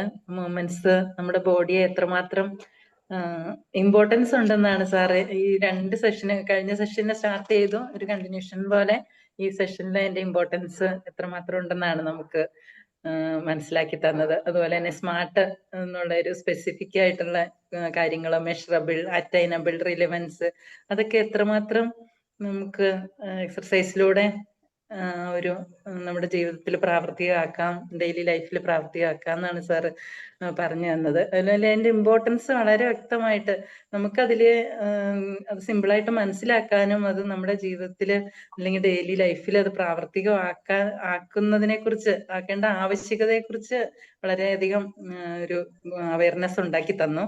അതുപോലെ തന്നെ അതിന്റെ ഒരു കുറച്ച് ബെനിഫിറ്റ്സ് എല്ലാം സാർ പറയുന്നുണ്ടായിരുന്നു. ബ്ലഡ് സർക്കുലേഷൻ, അതുപോലെ പെയിൻ നമുക്ക് ഒരു എനിമി അല്ല എന്നുള്ള ഒരു വ്യക്തമായിട്ടുള്ള ഒരു കാര്യമാണ് ഇന്ന് മനസ്സിലാക്കി തന്നത്. അതായത് നമുക്ക് പെയിൻ വരുമ്പോഴേക്കും പെട്ടെന്ന് നമ്മൾ അത് റെസ്റ്റ് എടുക്കുകയും അതുപോലെ തന്നെ പെയിൻ കില്ലർ കഴിക്കുകയോ അല്ലെങ്കിൽ എന്തോ ഒരു രോഗത്തിന്റെ സിഗ്നലാണ് അങ്ങനെയൊക്കെ വിചാരിക്കാറുണ്ട്. ഇപ്പൊ 1-2 ദിവസമൊക്കെ എക്സർസൈസ് ചെയ്യുമ്പോൾ കുട്ടികളിലാണെങ്കിൽ പോലും അവരത് അവിടെ പെയിൻ ആണ് ഇവിടെ പെയിൻ ആണെന്ന് പറഞ്ഞിട്ട് അത് മടി കാണിക്കുന്ന ഒരു രീതി കാണാറുണ്ട്, വീട്ടിലൊക്കെ ആണെങ്കിൽ പോലും. പിന്നെ നമുക്ക് നമ്മുടെ ശരീരത്തില് മൊത്തത്തില് എന്തെല്ലാം വ്യത്യാസങ്ങളാണ് വരുന്നതെന്ന് അതിനെക്കുറിച്ചും സാറ് പറയുണ്ടായി. അതിലെ brain, heart, lungs, skin, kidney, digestive system, അതുപോലെ തന്നെ റീപ്രൊഡക്റ്റീവ് സിസ്റ്റം ഒക്കെ എത്രമാത്രം നമ്മൾ ടോട്ടലി ചേഞ്ച് ആവുക ചെയ്യുന്നത്. അതുപോലെ മിററിൽ നോക്കുമ്പം നമ്മൾ ടോട്ടലി നമുക്ക് തന്നെ ഒരു സെൽഫായിട്ടുള്ള ഒരു കോൺഫിഡൻസ് ഉണ്ടാവും. അതുപോലെ സ്കിന്നിന്റെ ഒക്കെ ഒരു സർ പറയുന്നുണ്ടായിരുന്നു, ഇങ്ങനെ വിയർപ്പൊക്കെ വരുമ്പോഴത്തേക്കും സ്കിന്നിന്റെ ആ ഒരു ചുളിവുകളൊക്കെ മാറി കുറച്ചുകൂടി ഹെൽത്തി ആയിട്ട് വരുന്ന ഒരു അവസ്ഥ ഉണ്ടാകുന്നുണ്ട്. പിന്നെ ഹോർമോൺ ചേഞ്ചസ്, അതായത് ഡോപ്പാമിൻ, അങ്ങനെയുള്ള ഒരു ഡോപ്പാമിൻ, റിവാർഡ് കെമിക്കൽസ്, അതുപോലെ തന്നെ മൂഡ് സ്റ്റെബിലൈസർ, ഓക്സിറ്റോസിൻ പോലെയുള്ള ലവ് ഹോർമോൺസ്, പെയിൻ കില്ലർ ആണ് എൻഡോർഫിൻ എന്ന് പറയുന്നുണ്ട്. അപ്പൊ അതിന്റെയൊക്കെ ഇൻക്രീസ് എത്രമാത്രം നമുക്ക് മൂവ്മെന്റ്സിലൂടെ ഡെവലപ്പ് ചെയ്യാൻ പറ്റും എന്നുള്ള കാര്യങ്ങൾ മനസ്സിലാക്കാനായിട്ട് പറ്റി. ശരിക്കും നമ്മുടെ ബോഡിയോട് അല്ലെങ്കിൽ നമ്മൾ ചലിക്കാൻ കഴിയുന്നതിന്റെ ഒരു ഇമ്പോർട്ടൻസ് നമ്മൾ ചലനമില്ലാത്ത ഒരു അവസ്ഥയിലാകുമ്പോൾ മാത്രമാണ് നമുക്ക് അതിന്റെ ഒരു വില മനസ്സിലാവുകയുള്ളൂ. അപ്പൊ നമുക്ക് ചലിക്കാൻ കഴിയും, അതിനും നമുക്ക് നമ്മുടെ ശരീരത്തോട് എപ്പോഴും നമുക്ക് നന്ദിയുള്ളവരായിരിക്കാം എന്നുള്ളൊരു വലിയൊരു ഓർമ്മപ്പെടുത്തൽ കൂടിയാണ് സാറ് ഈ സെഷനിലൂടെ നടത്തിയത്. പിന്നെ മൂവ്മെന്റ് ഈസ് മെഡിസിൻ, എപ്പോഴും ഈ ഒരു ഓർമ്മയുണ്ടെങ്കിൽ തീർച്ചയായിട്ടും നമുക്ക് ചലിച്ചുകൊണ്ടേ ഇരിക്കാനുള്ള ഒരു കൂടുതൽ താല്പര്യം ഉണ്ടാവും. അതിനായിട്ട് നമുക്ക് ശ്രമിക്കുകയൊക്കെ ചെയ്യാൻ പറ്റും. താങ്ക് യു സർ, നല്ല session. Thank you so much. Good evening Sanal sir, കേൾക്കാവോ? അന്തിമമായിട്ട് ജീവിതത്തിൽ ഹാപ്പിനെസ് ഉണ്ടാകാൻ പറ്റുന്ന ടിപ്സുകളാണ് ഇപ്പോൾ സനൽ സാർ പറഞ്ഞിട്ടുള്ളത്. പ്രധാനമായിട്ടും മൊമെന്റ്സിനെ പറ്റിയും ബാലൻസിനെ പറ്റിയുള്ള കാര്യങ്ങൾ, പിന്നെ മൊമെന്റ്സിന്റെ പ്രത്യേകതകൾ, മൊമെന്റ്സ് ശരീരത്തിൽ ഉണ്ടാക്കുന്ന മാറ്റങ്ങൾ, ഇതൊക്കെ വളരെ വിശദമായിട്ട് ഇവിടെ സംസാരിച്ചിട്ടുണ്ട്. ശാസ്ത്രം ഒരുപാട് വളർന്നിട്ടുണ്ട്, ഒരുപാട് സൗകര്യങ്ങൾ നമുക്ക് ഉണ്ടായിട്ടുണ്ട്. അതോടൊപ്പം നമുക്ക് സംഭവിച്ചെന്താണെന്ന് വെച്ചാൽ നമ്മൾ മടിയന്മാരായി എന്നുള്ളതാണ് വേറെ കാര്യം. നമ്മൾ പഴയ കാലത്ത് മൊമെന്റ്സ് ഒന്നും ഇപ്പം ഇല്ല. ഇപ്പം സൗകര്യങ്ങൾ കൂടിയപ്പോൾ മനുഷ്യൻ നടക്കാറില്ല, ഒരു കാര്യവും ചെയ്യാറില്ല. അത് തന്നെ ഇൻഡയറക്റ്റ് ആയിട്ട് ബോഡിയെ ബാധിച്ചിട്ടുണ്ട്. ഇപ്പൊ സാറ് പറഞ്ഞൊരു മൂമെന്റ്സിന്റെ ഒരു ഒരു എന്താണ് പറയാ, അത് തകരാറാണ് അവിടെ സംഭവിച്ചിട്ടുള്ളത്. അപ്പൊ ശരിയായ മൂമെന്റ്സ് ഇല്ലാത്തതുകൊണ്ടാണ് ബോഡിയിൽ വരുന്ന ഈ മാറ്റങ്ങളൊന്നും ഇല്ലാതായതും. പിന്നെ അദ്ദേഹം പറഞ്ഞു മൊമെന്റ്സ് ഒരു മെഡിസിൻ ആണെന്ന് പറഞ്ഞു. വളരെ നല്ലൊരു പിന്നെ വാക്കായിട്ടാണ് എനിക്ക് തോന്നിയിട്ടുള്ളത്. ഏതായാലും നന്ദി സാർ. Okay sir. സാർ പറഞ്ഞോ. സാർ അഡ്മിറ്റ് ചെയ്യും. ആ സനൽ സാർ ഇത് പറഞ്ഞപ്പോൾ എൻ്റെ അച്ഛനെ കുറിച്ചാണ് ഓർത്തത്. ഞങ്ങൾ ഈ ധോണി എന്ന സ്ഥലത്ത് താമസിക്കുമ്പോൾ 2 കിലോമീറ്ററിന് അപ്പുറത്തെ ബസ്സുള്ളൂ. പക്ഷെ അപ്പം പാലക്കാട് പോയി വരുമ്പോൾ നീളക്കും കാലിനും കൂടെയും ഒക്കെ കൊണ്ടുപോകും, വെയിലൊന്നും കൊള്ളണ്ടാന്ന്. പക്ഷെ ബസ് ഇറങ്ങി അച്ഛൻ ഈ 2 കിലോമീറ്റർ നടന്നാണ് വീട്ടിലെത്തുന്നത്. കുട നിവർത്താറില്ല. കുട കക്ഷത്ത് വെച്ച് നീണ്ട സ്റ്റെപ്പുകളുമായി തിരിച്ചൊരൽപ്പം വേർത്ത് കയറി വരുമ്പോൾ ഞങ്ങളിങ്ങനെ ആശ്ചര്യത്തോടെ നോക്കി നിൽക്കും. അച്ഛനാണ് നടന്നത്. ബസ് 10 മിനിറ്റിനുള്ളിൽ വരുമല്ലോ. അപ്പൊ അച്ഛൻ അവിടെ ഒരു ചിരി ചിരിക്കാറുണ്ട്. ചിരിക്കുന്നത് ഞാൻ നടന്നത് എൻ്റെ ആരോഗ്യത്തിനാണെന്ന് പറയുന്ന പോലെയാണ്. ഇന്ന് നമുക്ക് 50 മീറ്റർ നടക്കാൻ പറ്റില്ല. നമ്മൾ ഓട്ടോറിക്ഷയിലേക്ക് കയറുകയാണ്. നമ്മുടെ ചിന്താഗതിയാണ്, നമുക്ക് നമ്മുടെ ആരോഗ്യത്തോടുള്ള ചിന്താഗതിയാണ് അതിൻ്റെ കാരണമെന്ന് ഞാൻ മനസ്സിലാക്കുന്നു. അടുത്തൊരു കാര്യം എനിക്ക് പറയാനുള്ളത്, സാർ പറഞ്ഞ ചലനങ്ങൾ. ക്ലിനിക്കിൽ വന്നൊരു അമ്മയും മോളും, കഥയല്ല, അവർ തമ്മിൽ സംസാരിക്കാറേ ഇല്ല, മുഖത്തോട് മുഖം നോക്കാറില്ല. രണ്ടുപേരും മാനസികമായി വല്ലാത്തൊരു സ്റ്റേജിലേക്ക് പോകുന്ന അവസ്ഥയിലാണ് അവിടെ വരുന്നത്. ഇരിക്കാൻ പറഞ്ഞ് അവരിരുന്നു. ഒരു കസേര വിട്ടിട്ടാണ് അമ്മയും മകളും ഇരിക്കുന്നത്. ആ ഒരു കസേരയ്ക്ക് ഒരു ഗ്യാപ്പ് ഉണ്ട്. അപ്പൊ കാര്യം മനസ്സിലായപ്പോൾ ഞാൻ പറഞ്ഞു, ആ കസേരയിലേക്ക് ആരെങ്കിലും ഒരാൾ കയറിയിരിക്കുക. ആരും കയറി ഇരുന്നില്ലെങ്കിൽ ഞാൻ ഇരിക്കേണ്ടി വരും, കാരണം ഗ്യാപ്പ് ശരിയാകുന്നു. അവർ തമ്മിലുള്ള ചെറിയ യുദ്ധങ്ങളാണ് വിഷമത്തിനുള്ളൊരു കാരണം. സാർ പറഞ്ഞു 4 പ്രധാനപ്പെട്ട സന്തോഷ ഹോർമോൺ. നമ്മൾ ജീവിച്ചിരിക്കുന്നത് തന്നെ സന്തോഷിക്കാനാണ്. സന്തോഷത്തിന് ചെറിയ ചലനങ്ങൾ പോലും കാഴ്ചവെക്കാൻ നമ്മൾ തയ്യാറല്ല. ഈ അമ്മയും മോളും അത് തയ്യാറല്ല. ഇവർക്ക് കൗൺസിലിംഗ് സ്റ്റേജ് ഒക്കെ കഴിഞ്ഞിട്ട് ഞാൻ പറഞ്ഞു, നിങ്ങളുടെ ഈ ബുദ്ധിമുട്ട് അമ്മ ഒരു പട്ടിയെ വാങ്ങിയിട്ടുണ്ട്, ഇടയ്ക്കിടയ്ക്ക് ഒന്ന് തലോടാനും കുളിപ്പിക്കാനും തൊടിയിക്കാനും അമ്മയുടെ ശരീരത്ത് കെട്ടിപ്പിടിക്കാനും ഒക്കെ. മകൾക്ക് അത് കാണുമ്പോഴും ദേഷ്യം വരുന്നു. അപ്പൊ അമ്മ പറഞ്ഞു, എന്താ ചെയ്യുക, എൻ്റെ മക്കൾ എന്നെ തൊടാത്തത് കൊണ്ട് ഞാനൊരു പട്ടിയെ വാങ്ങി നിർത്തിയിരിക്കുകയാണ്. അത് ഞാൻ വിളിച്ചാൽ ഓടി വരും. ഞാൻ അതിൻ്റെ താടി ഭാഗത്ത് നല്ലപോലെ ഒന്ന് തലോടും, മുതുകിലൊന്ന് തലോടും, അവൻ നല്ലപോലെ വാലാട്ടും, സന്തോഷം പ്രകടിപ്പിക്കും. ഇടയ്ക്ക് വേണമെങ്കിൽ എൻ്റെ കയ്യിലൊന്ന് നക്കും. അപ്പൊ ഞാൻ പറഞ്ഞു, ഓക്കെ, നമ്മൾ വന്നത് നമ്മുടെ പ്രയാസങ്ങൾ തീർക്കാനാണ്. ഇന്ന് ഈ നിമിഷം നിങ്ങൾക്ക് സന്തോഷകരമായി മുട്ടി ഉരുമി വീട്ടിലേക്ക് പോകാം. രണ്ടുപേരോട് എഴുന്നേൽക്കാൻ പറഞ്ഞു. രണ്ടുപേരും എഴുന്നേറ്റു. ഞാൻ പറഞ്ഞു, നിങ്ങൾ പരസ്പരം ചേർത്ത് പിടിക്കുക. നിങ്ങളുടെ തിരുനെറ്റിയിൽ നിങ്ങൾ ഉമ്മ കൊടുക്കുക. അമ്മ ആദ്യം മകൾക്ക് കൊടുക്കട്ടെ. ഒരു 2 മിനിറ്റ് അങ്ങനെ തന്നെ വെച്ചിരിക്കണം. ആ സമയത്ത് നിങ്ങൾ ബോഡി നല്ലവണ്ണം ചേർത്ത് സന്തോഷത്തോടെ കെട്ടിപ്പിടിക്കണം. ആദ്യം അമ്മ ചെയ്തു കഴിഞ്ഞപ്പോൾ മോൾ അവിടുന്ന് മാറിയില്ല. മോളുടെ കൈകൾ അവിടുന്ന് നീങ്ങിയില്ല. ഞാൻ പറഞ്ഞു, മോൾക്കുള്ള സമയമാണ്, മോളും കൊടുക്കും. ഈ 2 4 1 മിനിറ്റ് റെസ്റ്റും കഴിഞ്ഞപ്പോൾ ഒരു കരച്ചിലാണ്, അല്ലെങ്കിൽ ഒരു വല്ലാത്തൊരു വിഷമാവസ്ഥയിലാണ് അമ്മയും മോളും പതുക്കെ പിടിവിടുന്നത്. ഓക്സിറ്റോക്സിൻ എന്ന സന്തോഷാവസ്ഥ ഉണ്ടാക്കിയെടുക്കാൻ ഒരു ചലനവും ഒരു ടച്ചും മാത്രമേ ആവശ്യമുണ്ടായിരുന്നുള്ളൂ. അത് കഴിഞ്ഞ് അവർ സന്തോഷമായിട്ട് തിരിച്ച് വീട്ടിലേക്ക് നീങ്ങുമ്പോൾ ഞാൻ പറഞ്ഞു, ഇത് തുടരണം നിങ്ങൾ. ഞാൻ പറയാൻ ഉദ്ദേശിച്ചത് ഇത്രയേ ഉള്ളൂ. അവർ തമ്മിൽ അടുത്ത് വന്ന് ഒന്ന് ചലിപ്പിക്കാൻ, അവരുടെ ശരീരം ഒന്ന് ചലിപ്പിക്കാൻ ഉള്ള ഒരു വിഷമം, മനസ്സിന്റെ വിഷമമായിരിക്കാം. പക്ഷെ അവിടെ അത് ചെയ്തു കഴിഞ്ഞപ്പോൾ അവർക്ക് അവരിലുണ്ടായ ഒരു കുറ്റബോധവും ഒരു വിഷമവും പിന്നീട് അതിൻ്റെ ഇരട്ടിയായ സന്തോഷവും ശരീരത്തിന്റെ ചലനവും മനസ്സിന്റെ ഒരുമയും ഒന്നിച്ചു ചേർന്നാൽ ജീവിത ലക്ഷ്യം പൂർത്തിയാക്കാം. സന്തോഷിക്കാം. Thank you sir. Thank you very much. Roy sir.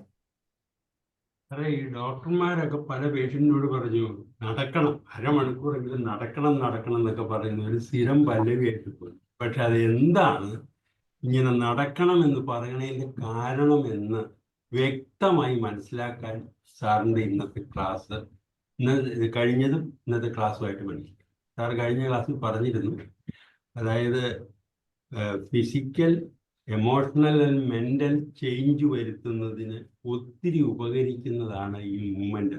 ആ മൂവ്മെന്റ് എങ്ങനെയാണ് ഈ physical, mental and emotional change വരുന്നത് എന്ന് സാർ വളരെ വ്യക്തമാക്കി പറഞ്ഞു തന്നപ്പോൾ എന്തെന്നില്ലാത്ത ഒരു അനുഭൂതിയാണ് തോന്നിയത് ഈ മൂവ്മെന്റിന്റെ കാര്യത്തെ കുറിച്ച്.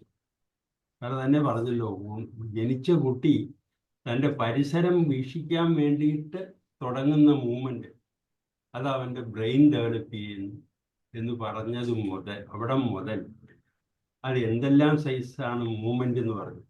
ഫ്ലെക്സിബിലിറ്റി, സ്റ്റെബിലിറ്റി, മൊബിലിറ്റി ഒക്കെ ഉണ്ട്.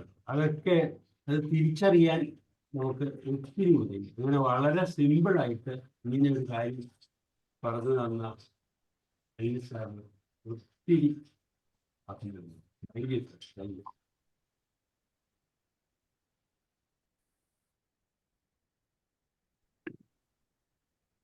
സാറേ, വളരെ സന്തോഷം. സനൽ സാറ്, സാറിനെ എങ്ങനെ അഭിനന്ദിക്കണം, എത്ര അഭിനന്ദിക്കണമെന്ന് മനസ്സിലാകുന്നില്ല, ചിന്തിക്കാൻ പറ്റുന്നതിനപ്പുറം. ആ പ്രസന്നതയോടുകൂടിയുള്ള വരവ്, ആ അവതരണം, ആളുടെ ഫിസിക്കൽ സ്ട്രക്ചർ, ആരോഗ്യം എങ്ങനെ കാത്തു സൂക്ഷിക്കണം എന്നുള്ളത്, മഹാത്മജി എൻ്റെ ജീവിതമാണ് എൻ്റെ സന്ദേശം എന്ന് പറഞ്ഞതുപോലെ എന്നെ കണ്ടാൽ മതി, എനിക്കിതേ പറയാനുള്ളൂ എന്ന് പറയുന്ന പോലെയാണ് സനൽ സാറ് ഓരോ ദിവസവും വന്നിട്ട് പറയുമ്പോൾ തോന്നുന്നു. എൻ്റെ ചെറുപ്പത്തിൽ ഞാൻ കേട്ടിട്ടുണ്ട്, അപ്പനൊക്കെ പറയും ഇരിക്കണമെങ്കിൽ നടക്കണമെന്ന്.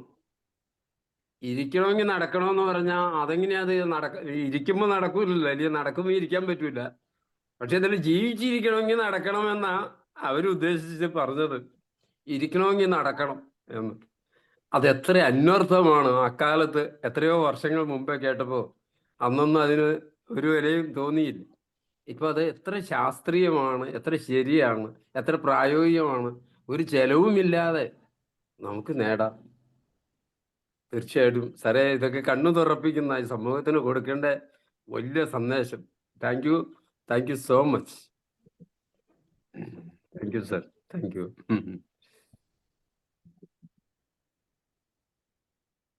Thank you so much. സാറേ, ഒരു കാര്യം കൂടെ പറഞ്ഞോട്ടെ. പറയാമോ? ഇവിടെ മനോരമ ഒരു കൂട്ടവട്ടം സംഘടിപ്പിച്ചായിരുന്നു, ഹൃദയപൂർവ്വം എന്ന് പറഞ്ഞൊരു പരിപാടി. ഹൃദയത്തിന്റെ ആരോഗ്യത്തിന് മാത്യു ഹൃദയ ശസ്ത്രക്രിയക്ക് സഹായിക്കാൻ തുടങ്ങിയ ഒരു പദ്ധതിയുടെ 25ാമത്തെ വാർഷികം. അപ്പൊ ഞാൻ ആ കൂട്ടയോട്ടത്തിന് പോയി. ഏറ്റവും പുറയിലായിട്ട് ഞാൻ നടക്കുകയോ ഓടുകയൊക്കെ ചെയ്തു. എന്നിട്ട് ഞാൻ വിചാരിച്ച് ഞാൻ തിരിച്ചു വന്ന് കിടന്നു പോകുമെന്നു. പക്ഷെ അന്ന് എനിക്ക് ഭയങ്കര എനർജി ആയിരുന്നു, കിടക്കാനേ തോന്നിയില്ല ഓട്ടം കഴിഞ്ഞു വന്നിട്ട്. അതും കൂടെ ഒന്ന് പറഞ്ഞു. കഴിഞ്ഞ ആഴ്ച ആക്ച്വലി 31 ഡിസംബറിൽ ഒരു 12 കിലോമീറ്റർ റൺ ഉണ്ടായിരുന്നു. പക്ഷെ അത് പിന്നെ മാറ്റി വെച്ചിട്ട് 11 ജനുവരിക്കായിരുന്നു. 11 ജനുവരിക്ക് ഞാൻ 12 കിലോമീറ്റേഴ്സ് ഓടി. അന്ന് രാത്രിയിൽ കിടക്കുന്നതിന് മുമ്പ് ഞാൻ എൻ്റെ ടോട്ടൽ സ്റ്റെപ്സ് നോക്കുമ്പോൾ അത് 16 കിലോമീറ്ററിന് മുകളിലേക്ക് എത്തിയിട്ടുണ്ടായിരുന്നു. ഓട്ടം മാത്രമേ ഉണ്ടായിരുന്നുള്ളൂ. നോർമലി നമ്മൾ അൺനോയിങ്ലി ചെയ്യുന്ന കുറേ മൂവ്മെന്റുകളുണ്ട്. ഈ മൂവ്മെന്റുകൾ നമ്മൾ ഒഴിവാക്കാൻ വേണ്ടിയിട്ടല്ല ബാക്കിയുള്ള സമയം കൂടുതൽ ചെലവഴിക്കുന്നത്. അപ്പൊ ഈ എനർജറ്റിക് ആവുമ്പോൾ ഓട്ടോമാറ്റിക്കലി ശരീരം മൂവ് ചെയ്യും. നമുക്ക് എല്ലാം സ്വന്തമായിട്ട് ചെയ്യാൻ തോന്നും. അതാ അച്ചീവ്മെന്റ് മോട്ടിവേഷൻ. നമ്മൾ ചെറിയ ചെറിയ കാര്യങ്ങൾ കംപ്ലീറ്റ് ചെയ്യുമ്പോഴുണ്ടാവുന്ന ഡോപാമൈൻ എഫക്റ്റ് ഒക്കെ അതാണ്.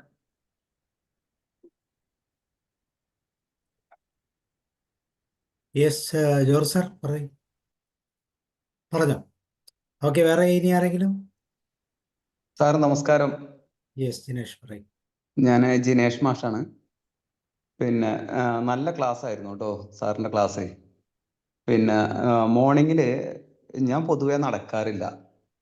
അപ്പോൾ എൻ്റെ ഫ്രണ്ട്സൊക്കെ പിന്നെ ഇങ്ങനെ ഈ നടക്കണതിൻ്റെ ഗുണങ്ങളെ കുറിച്ച് ഇങ്ങനെ പറഞ്ഞു തരും.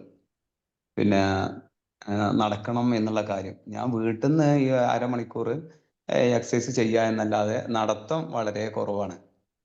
അപ്പോൾ ഇപ്പോൾ സാറിൻ്റെ ഈ ക്ലാസ് കേട്ടപ്പോഴാണ് മൂമെൻറ്റിന് എത്രത്തോളം ഇമ്പോർട്ടൻസ് ഉണ്ട് ലൈഫിൽ എന്നുള്ളത് മനസ്സിലായത്. താങ്ക് യു സാർ, നല്ല ക്ലാസ്. ഇനി എന്തായാലും ഞാൻ നാളെ മുതൽ നടക്കാൻ ഇറങ്ങും, ഉറപ്പാ. ഇതാണ് പുതുവർഷത്തിലെ എന്താണ് പറയുന്നത് തീരുമാനം എന്ന് പറയുന്നത്. Thank you. എനിക്ക് തൊട്ട് മുമ്പ് സംസാരിച്ച മാഡം പറഞ്ഞതനുസരിച്ച് ഒരു ഉദാഹരണം പറഞ്ഞാല്, ഒരു വണ്ടി വാങ്ങിച്ച് നമ്മളൊരു 2 വീലർ ഒരു മോട്ടോർ സൈക്കിൾ വാങ്ങിച്ച് അല്ലെങ്കിൽ സ്കൂട്ടർ വാങ്ങിച്ച് വീട്ടിൽ വെച്ചിരുന്ന 2 ആഴ്ച കഴിഞ്ഞിട്ട് എടുത്താൽ അത് ബാറ്ററി ഡൗൺ ആയിരിക്കും. അപ്പൊ എപ്പോഴും ഓടിക്കൊണ്ടിരുന്നാലേ അതിന് ബാറ്ററി ചാർജ് ആവും. അതുപോലെ അതുപോലെ തന്നെ മനുഷ്യനൊരു മഹായന്ത്രമാണ്. മനുഷ്യന്റെ ശരീരത്തിലുള്ള നടക്കുന്ന പ്രവർത്തനം ഇന്ന് വരെ ലോകം മൊത്തം കണ്ടുപിടിക്കാൻ സാധിച്ചിട്ടില്ല. അതുകൊണ്ട് മനുഷ്യ ശരീരത്തിൽ എങ്ങനെയാണോ ചാർജ് ഉണ്ടാവുന്നത് അതുപോലെ തന്നെയാണ് സ്കൂട്ടറിൽ ചാർജ് ഉണ്ടാവുന്നത്. അപ്പോൾ മനുഷ്യൻ പ്രവർത്തിക്കൊണ്ടിരിക്കണം. ഇന്ന് സൗകര്യവും പ്രധാനമായിട്ട് കൂടിയ അനുസരിച്ച് മനുഷ്യൻ വെറുതെ നല്ല ആഹാരം കഴിച്ചിട്ട് വെറുതെ ഇരിക്കുന്നതാണ് നല്ലതെന്നാണ് പലരുടെയും വിശ്വാസം. പക്ഷെ അതിന്റെ തെറ്റാണ്. അതുകൊണ്ട് എന്തൊക്കെ ദോഷം ഉണ്ടാവുമെന്ന് സാറിന്റെ ക്ലാസ്സിൽ നിന്ന് എല്ലാവർക്കും ശരിക്കും മനസ്സിലായിട്ടുണ്ട്. അതുകൊണ്ടുള്ള ദോഷങ്ങൾ മനസ്സിലായിട്ടുണ്ട്. നന്ദി, നമസ്കാരം. നല്ല ക്ലാസ്. നന്ദി, നമസ്കാരം. ഈ നമ്മള് സൈക്കിൾ സ്ലോ റൈസ് ചെയ്യുമ്പോഴാണ് കൂടുതൽ ശ്രദ്ധിക്കേണ്ടതെന്ന് പറഞ്ഞ പോലെ സ്ലോ ആയി വിൻസെന്റ് സാർ പറയും. Vincent sir. ഈ സ്ലോ റൈസിന്റെ കാര്യം പറഞ്ഞപ്പോ ഞാൻ വിചാരിക്കരുത്, ഞാൻ കോളേജിൽ പഠിക്കുന്ന സമയത്ത് സ്ലോ സൈക്കിൾ റേസിൽ ഞാൻ ഫസ്റ്റ് ആയത്. എന്ന് വെച്ചാല് ഞാൻ ഫാസ്റ്റും ചെയ്തിട്ടുണ്ട്, പക്ഷെ സ്ലോ സൈക്കിൾ റേസ് വെച്ച സമയത്ത് എല്ലാവരും അത്ഭുതപ്പെട്ടിട്ടുണ്ട് ഞാൻ എങ്ങനെ സ്ലോ സൈക്കിൾ റേസിൽ ഫസ്റ്റ് ആയത്. ആ സമയത്തുള്ള ബാലൻസിനായിരുന്നു കോളേജിൽ പഠിക്കുന്ന സമയത്ത്. It's about 50 years back. അതും പറയാം, 50 കൊല്ലം മുമ്പ്. ഇപ്പോ എനിക്ക് സൈക്കിൾ തന്നെ ചവിട്ടാൻ പറ്റുന്നില്ല. പക്ഷെ സാറ് പറഞ്ഞ പോലെ ഞാനിപ്പോ നടക്കാൻ പോകുന്നുണ്ട്. റെഗുലർ അല്ല, പക്ഷെ അതിന് ഞാൻ ജോലി ചെയ്യുന്ന സമയത്ത് അവിടെയൊക്കെ ഇടയ്ക്കിടയ്ക്ക് പോയിരുന്നു. പക്ഷെ ഇപ്പോഴാണ് അറിയണേ, ഇടയ്ക്കിടയ്ക്ക് പോയാലും ഒരു കണ്ടിന്യൂറ്റി ഇല്ലെങ്കിലും ഇടയ്ക്കിടയ്ക്ക് പോയിക്കൊണ്ടിരിക്കുമ്പോൾ മൊബിലിറ്റി, ആ മൂവ്മെന്റ് ഉണ്ടല്ലോ, അതെനിക്കുണ്ടായിരുന്നു. അതിൻ്റെ ഒരു ബെനിഫിറ്റ് ഇപ്പം എനിക്കുണ്ട്. സോ എനിക്ക് അങ്ങനെ അത് മനസ്സിലായിട്ടല്ല അല്ലെങ്കിൽ അറിഞ്ഞിട്ടല്ല, സാറ് പറയുമ്പോഴാണ് ഞാൻ അത് അറിയണത്. ഇപ്പോഴും ഞാൻ ചില സമയത്ത് ഇവിടെ ബാംഗ്ലൂരാണ് ഇപ്പം ഞാൻ മക്കളുടെ കൂടെ താമസിക്കണം. അപ്പൊ ഇവിടെ നിന്ന് ഏതെങ്കിലും കാര്യത്തിനൊക്കെ പോകുമ്പോൾ, എന്തെങ്കിലും കാര്യത്തിന് പോകുന്ന സമയത്ത് ഉടനെ മക്കള് പറയും, പാപ്പ ടാക്സി പിടിച്ചു പോകും അല്ലെങ്കിൽ ഓട്ടോ പിടിച്ചു പോകും, ഞങ്ങൾ ഊബർ ബുക്ക് ചെയ്യാം എന്നൊക്കെ പറഞ്ഞു. അപ്പൊ ഞാൻ അത് അവോയ്ഡ് ചെയ്തിട്ട് I try to go by walk. അപ്പൊ കുറച്ച് ദൂരമെങ്കിലും ഒരു 4 കിലോമീറ്റർ 5 കിലോമീറ്റർ വരെ ഞാൻ നടക്കാറുണ്ട്. ആ നടത്തത്തിന്റെ ഒരു കാലത്തുള്ള നടത്തം ഇടയ്ക്ക് ചിലപ്പോൾ മുടങ്ങാറുണ്ട്.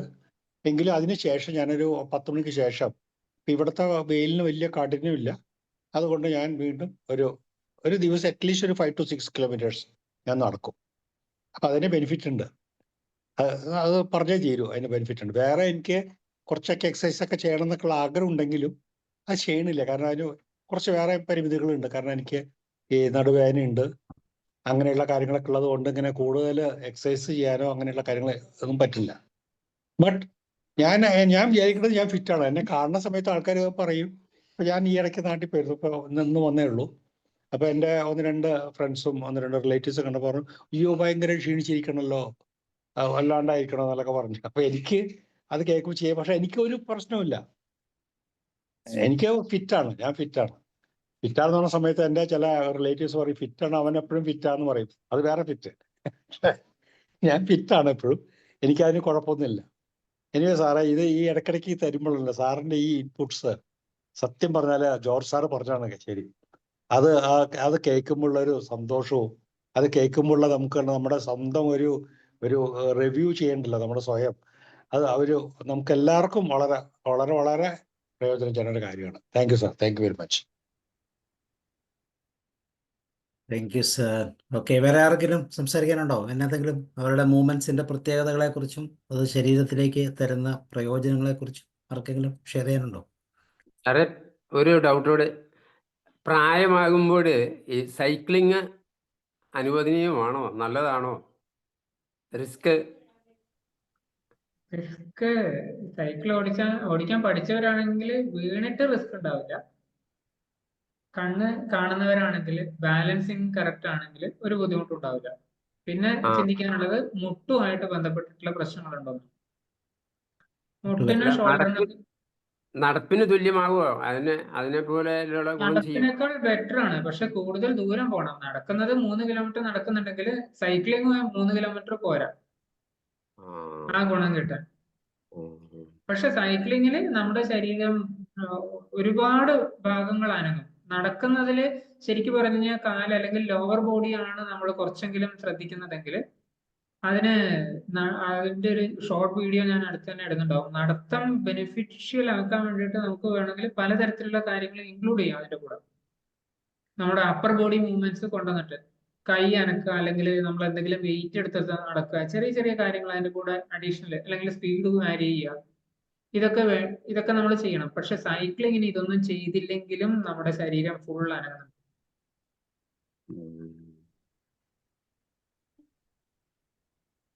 ഓക്കെ.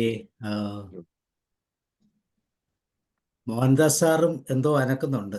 കുഞ്ഞുവാവ തൊട്ടി കിടക്കുവാണ്. Yes yes. ഓക്കെ, അപ്പൊ നാളെ നമുക്ക് തിരുക്കുറൾ വീണ്ടും കാണാം. So thank you sal sir, വളരെ മനോഹരം. Movement is medicine. അപ്പൊ അതെല്ലാവരും ആപ്റ്റായിട്ട് ഉപയോഗിക്കുക. എന്താ നസീമാമലം പറയുന്നോ? അല്ല, ഞാൻ അത്യാവശ്യം കുഞ്ഞു കുഞ്ഞു എക്സസൈസുകളൊക്കെ ചെയ്യുന്നത് കൊണ്ടാണ് എത്രയോ കാലം ഞാൻ ഡോക്ടർ സല്യൂട്ട് അടിച്ച് വിട്ടിട്ട്. അത് ഞാൻ സാറേ, ഈ വീട് മൊത്തം മടിത്തോട കംപ്ലീറ്റ് പണി ഞാനാ. ഉമ്മച്ചിക്ക് വട്ടാണെന്നൊക്കെ പറയും. കുറച്ചേരം വെറുതെ ഇരുന്നോടെന്ന്. പക്ഷെ ആ വട്ട് എനിക്ക് ഇഷ്ടാ. ഞാന് പണിയെടുക്കുന്ന തൊഴിലാളിയാണ്. അപ്പൊ ഇടയ്ക്ക് ഗസ്റ്റ് ആയിട്ടൊക്കെ വിളിക്കാം അല്ലേ? അത് വേണം. ഇടയ്ക്ക് ഗസ്റ്റ് ആയിട്ട് വിളിക്കാതെ. അപ്പൊ എന്നോട് മക്കളടുത്ത് ചെന്നപ്പോ മരുമകൻ പറഞ്ഞു, അവന്റെ ഫ്രണ്ട്സിന്റെ വീട്ടിലും തുടക്കാളില്ല, ഉമ്മച്ചി പോവാടൊക്കെ കൊണ്ടാക്കി തരാം. അപ്പൊ അതിന്റെ സുഖം സാറ് പറയുമ്പോ ശരിക്കും ഫീൽ ചെയ്യുന്നുണ്ട്. Thank you sir. Thank you sir. Okay, അപ്പൊ നമുക്ക് എൻ്റെ ചെയ്യാം. താങ്ക് യു സൽ സാർ ഒരിക്കൽ കൂടി. എല്ലാവർക്കും good night. See you. Good night.